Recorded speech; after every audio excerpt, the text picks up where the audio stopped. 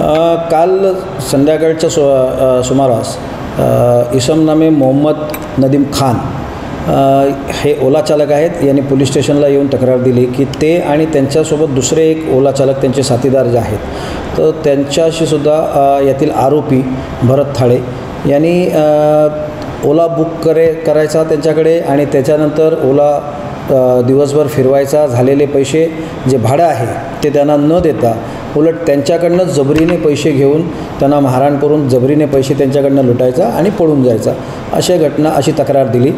त्याच्यावरून MFC police स्टेशनला गुन्हा दाखल करण्यात आलेला आहे आणि MFC पोलीस स्टेशनने गुप्त बातमीदारांच्या मदतीने याच्यामध्ये भरत थाळे याला आज सकाळी अटक केलेली आहे. पुढील तपास सुरू आहे.